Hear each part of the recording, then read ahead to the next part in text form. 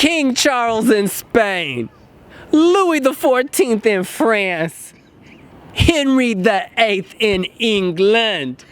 But now, we got a new king of Roy in France, and his name, Bilal Hassani! Should we talk about him? Let's do this!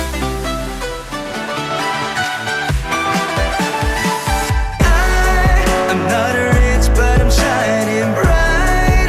I can't see my kingdom now. Quand je rêve, je suis un roi.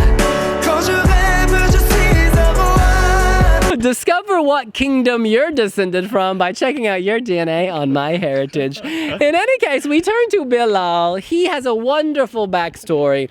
Moroccan parents who immigrated to France gave birth to young Bilal, who grew up to become an LGBTQ queer icon. Yes! Fantastic YouTube channel discussing all sorts of issues, a vast collection of wigs, playing with gender, playing with identity, playing with fashion, and doing it all with such enthusiasm. He's a real personality, a real social media star. You cannot deny that. And now he is also a singer. He competed on The Voice Kids, I believe. So he's got vast experience, and now he's got Madame Monsieur behind him.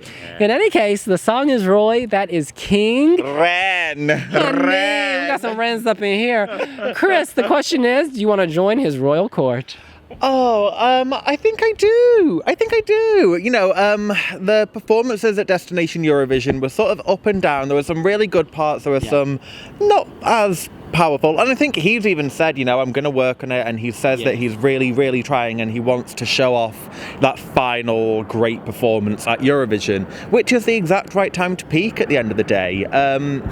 You know, obviously he's very, very popular in France. You would hope that that would translate outside of there as well, not just his YouTube fans, but, you know, everybody around the world. And there are things that anybody can get hold of and like see the passion, you know, I'm not rich but I'm shining bright, all that's such an obvious message. And you cannot change me, boo. You cannot change him, and for the better. You wouldn't want him to change. I like that the music video shows that kind of vulnerability where he's not wearing the wig and then he puts it on and then he's powerful, you know. It shows off a lot of great sides to him. Do I think that it's the song itself is fine? It's not as good as Merci in terms of, you know, talking about Madame Monsieur, but it's very good. It's very good at getting the point across at the end of the day. It doesn't require everybody to throw out their hands and hope that that catches on, which it kind of didn't in the end for France last year, unfortunately. No, I think it's good. It's not a winner by any stretch of the means, but I think that it will be a respectable placing for France. You know, I think over the years, when you tend to like, you know, when you like Eurovision or you like any kind of song competition, there's songs that you feel that have been personally written for you. And I think Roy is one of that.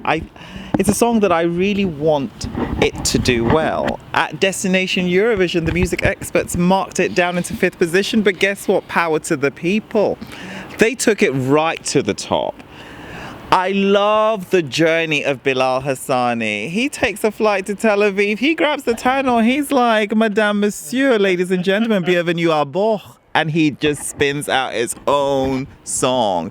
You know, he does the wig thing. He does the social media thing. I just love how he's so invested in this Eurovision journey. It makes me excited. It makes me want him to do well with this song. Roy is fantastic. I love the concept, the artwork. I've already had we've done ours, Chris. We need to sort yours out. We've done these photos on our social media, and it's just exciting. And I like the words of empowerment, and I really draw strength from that. You know, we seem to forget. We think Eurovision is very glossy, very fabulous. It is, but it's only, you know, we still have struggles as LGBT people all around the world. And Bilal Hassani, he is, you know, he's singing for us, and he means it as well. Off the back of this, he's had a lot of social media hate, been quite horrific actually, and he's taken all that shade to empower younger people to move forward. It's not easy being gay and Muslim, it really isn't, and coming from France and being marginalized, and he's had a lot of nasty things thrown at him, but hey, We see you, boo. We hear you, boo. And we love you, boo. Ça dérange beaucoup, or something like that. SOS Homophobe actually took action, pursued action, I believe, against Yes. the people who were sending some really disgusting tweets. In any With case, that cartoon as well. oh, of him being horrible. guillotined. Yeah. It's just like, it's too much. But you know what? He's only stronger. They say if it doesn't kill you, it makes you stronger. My question is, does any girl need to be this strong? Because he's been through so much, but he is slaying and he is serving so well done to you. He has said himself, the original version of this song was made for the small studio in France. For Eurovision, which is a much bigger arena, he wants a bigger song. He recognizes what were the limitations of the original version, and he will reveal his revamp At the rehearsal. in Tel Aviv. So sorry, it's actually very difficult to judge this because the product he will be bringing is not the product we have heard. It is not the product he will perform at the pre-parties, presumably. We have heard a teaser on I Am Bilal Hassani, one of the fan club sites, got access to a teaser, and it's funkier, it's edgier, and that gives me hope this will be bigger and more high impact. To be fair, he did what he needed to do to get out of France. Yeah. He leveraged his social media fan base. Now he's focused on the music and the song. And that's a smart way to play it. I'm sorry, this is a game and he's played the game gets correctly. it. He's a YouTuber. He gets it. Yeah, YouTuber. YouTuber. He gets it. People called the original version watered down Conchita, and I can understand that. I think it's quite harsh, but I do see where they're coming from, kind of. But you know what? Put it all to the past. Because he is going forward, moving forward, and that's all you can do and all you can hope for someone. So I think what we see at Eurovision is going to be very special. And let's just remind people again, he's a personality. Oh, yeah. The way he worked Full of EasyJet, as you personality. alluded to, Oh, he turned man. EasyJet into a Broadway show, and that takes talent, okay? That takes talent. In any case, why don't we go around and give a prediction of how this will do in the grand final, how far it can go with the revamp, and our score out of 10. And by the way, our scores were locked in by Ernst & Young several weeks ago. Yes. I think this would do well. I think this is one of the big 5 entries that we would be most proud of. I think this really has a shot to do quite well. I'm giving it a 7. And another thing I need to mention about this, Roy, is I always call it Ren for some reason in my head.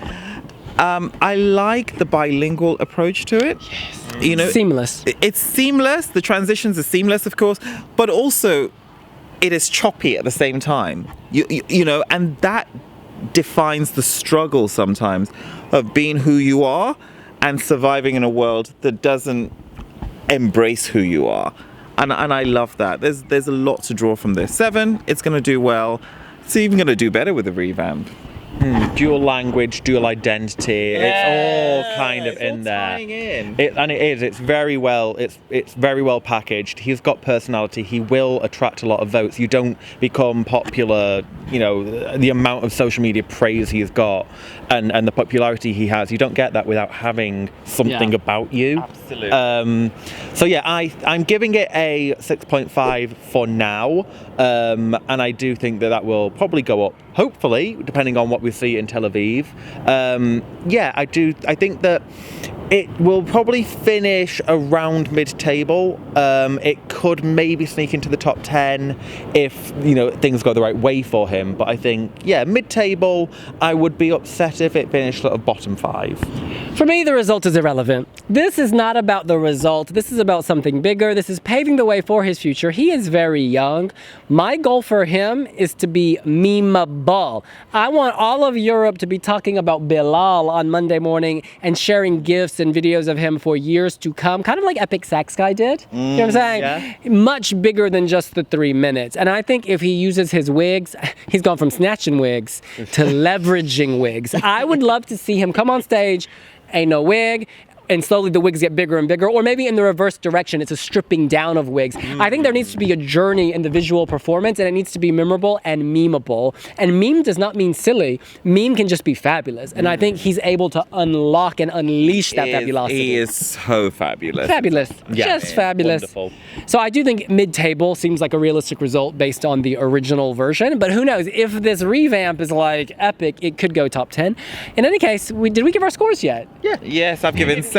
You haven't given yours. 6.5. Oh, my score is a 6.5. Holla, But of course, holla. we're not the only Wiwi bloggers on the panel. No, we don't. Hallelujah, indeed. You know, Shangela, she needs to sign up. In any case, the overall global average across dozens of Wiwi bloggers all over the world, from the South Pole to the North, is... There you go. There's room for improvement, but he will improve. Yeah.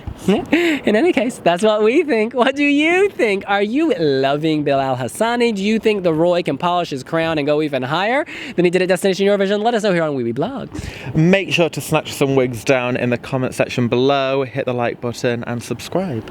As you try finding your Roy on social media, don't forget that we are on those too. Twitter, Pinterest, Instagram, YouTube, Facebook. Yeah, toot allure. Bye.